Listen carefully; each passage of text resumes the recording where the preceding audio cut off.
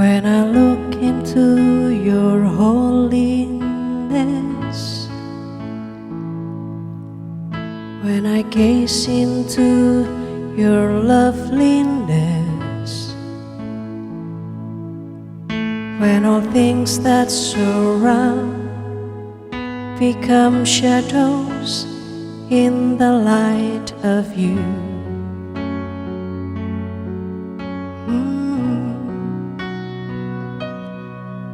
When I found the joy of reaching your heart, when my will becomes enthroned in your love, when all things that surround become shadows in the light of you.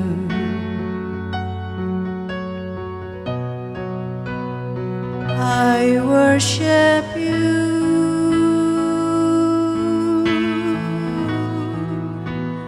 I worship you.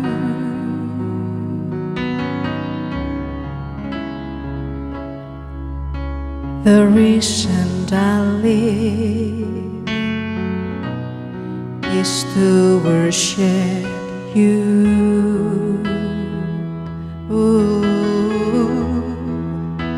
And I worship you.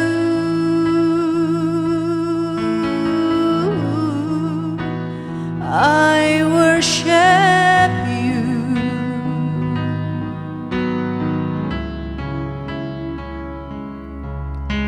The reason I live is to worship you.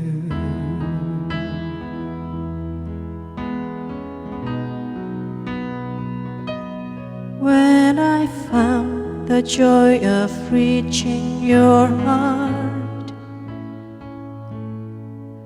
when my will becomes enthroned in your love, when all things that surround become shadows in the light of you. Oh, we worship you. I worship you.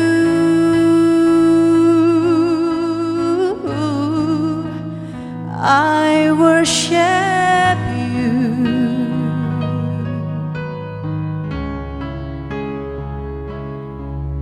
The reason I live is to worship you.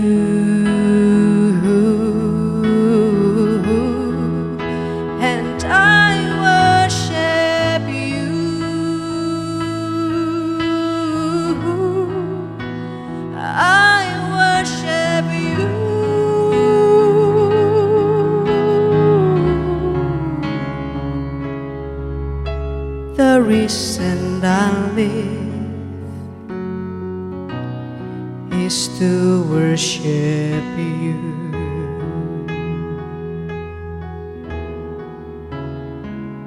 Oh, the reason I live is to worship you.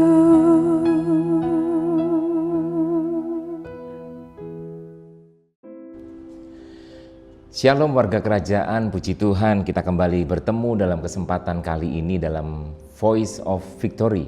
Dan hari ini izinkan saya share dalam tema bulan kita Agent of Change.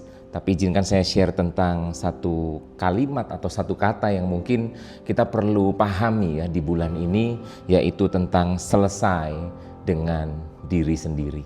Saya melihat dari ayat bacaan kita di dalam Kisah Para Rasul 20 ayat 24, Paulus menyatakan ini ketika dia pamitan ya dengan semua penatua di jemaat Efesus. Dia berpamit dan dia katakan di ayat 24, tetapi aku tidak menghiraukan nyawaku sedikit pun. Ini pernyataan orang yang memang dia sudah selesai dengan dirinya sendiri. Dia nggak menuntut, dia nggak merasa macam-macam, nggak baper ketika mendapat perlakuan macam-macam dari orang-orang di sekitarnya. Sehingga dia bisa keluarkan satu statement yang powerful sekali, yaitu aku tidak menghiraukan nyawaku sedikit pun. Asal saja aku dapat mencapai garis akhir dan menyelesaikan pelayanan yang ditugaskan oleh Tuhan Yesus kepadaku untuk memberi kesaksian tentang Injil kasih karunia Allah, untuk menjadi agen yang membawa perubahan. Hal pertama atau hal yang paling penting kita punya adalah kita mesti selesai dengan diri sendiri. Karena waktu kita nggak selesai dengan diri kita sendiri, kondisi sekitar kita ketika kita mengalami hal yang tidak sesuai dengan apa yang kita harapkan, tidak seperti yang kita inginkan, maka kita nggak akan bisa melihat bahwa Tuhan bekerja di dalamnya. Yang pertama saya belajar dari seorang Paulus di sini, kenapa dia bisa menjadi pribadi yang tidak menghiraukan sedikit pun nyawanya dia. Karena dia melihat ada sesuatu yang jauh lebih besar, yaitu siapa? Yaitu pribadi Kristus sendiri dalam kehidupannya ya. Ayat yang lain berkata, aku tidak apa yang aku anggap keuntungan itu aku anggap sampah, aku anggap rugi karena pengenalanku akan Kristus. Bukankah itu sebuah hal yang aku selesai dengan diriku sendiri, sehingga sekarang ini fokusnya Paulus itu bukan tentang dirinya sendiri. Fokusnya dia adalah tentang kepentingan Tuhan dinyatakan, dan itulah yang membuat dia menjadi seorang yang membawa perubahan dimanapun dia berada. Hal pertama yang kita belajar, orang yang selesai dengan dirinya sendiri adalah orang yang selalu menyadari keberadaannya Paulus, keberadaannya dia itu adalah sebagai tawanan roh. Ayat 22, di sana dibilang gini, tetapi sekarang sebagai tawanan roh. Tawanan roh itu maksudnya apa? Maksudnya gini, waktu kita mengalami hal apapun, waktu kita sedang berjalan di tempat yang seperti apapun, kita ada di tengah komunitas yang bagaimanapun sikap mereka kepada kita, yang penting pastikan kita adalah orang benar ya. Kalau kita salah, kita melakukan kesalahan, perbaiki dulu hidup kita supaya kita kembali hidup sebagai orang benar. Nah, ketika kita sudah sebagai orang benar dan kita mengalami hal-hal yang tidak seperti yang kita inginkan atau kita harapkan, disitulah kita bisa percaya bahwa it's okay. Aku ini tawanan roh, aku ini dituntun oleh Roh Kudus untuk memang mungkin aku harus ngalami kayak gini.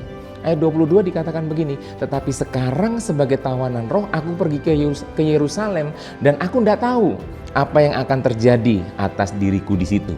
Ayat 23, selain daripada yang dinyatakan Roh Kudus kepadaku dari kota ke kota kepadaku, bahwa penjara dan sengsara menunggu aku. Bayangkan, Paulus ngerti bahwa dia mau datang ke satu tempat, nggak ngerti apa yang akan terjadi, cuman dikasih teaser bahwa kamu akan mengalami sengsara, kamu akan ditunggu oleh penjara, begitu ya. Itu hal yang nggak menyenangkan, tapi it's okay.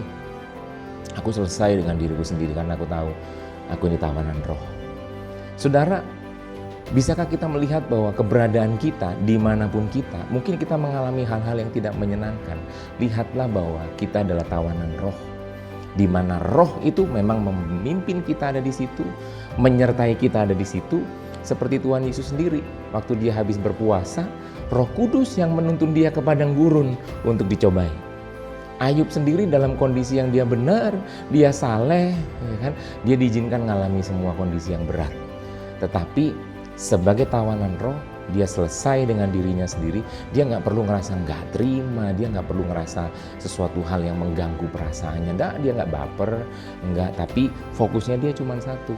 Yang penting kepentingan Injil, kepentingan Allah, kepentingan Tuhan, itu yang dinyatakan. Hal pertama yang kita belajar sebagai orang yang selesai dengan dirinya sendiri adalah kita tawanan roh. Yang kedua, bagaimana kita sebagai orang yang selesai dengan diri kita sendiri, apa yang kita pelajari? Yang kedua adalah hanya orang yang selesai dengan dirinya sendiri yang bisa menyelesaikan tugas yang diberikan oleh Allah kepada kita. Setuju? Hanya orang yang selesai dengan dirinya sendiri yang bisa menyelesaikan tugas. Karena kalau orang nggak selesai dengan dirinya sendiri, jangankan dia fokus selesaikan tugas, dia akan fokus untuk apa? Cari ya pengakuan dirinya sendiri, cari kepentingan dirinya sendiri, cari kesenangan dirinya sendiri. Itu jadi fokusnya dia karena dia belum selesai dengan dirinya sendiri.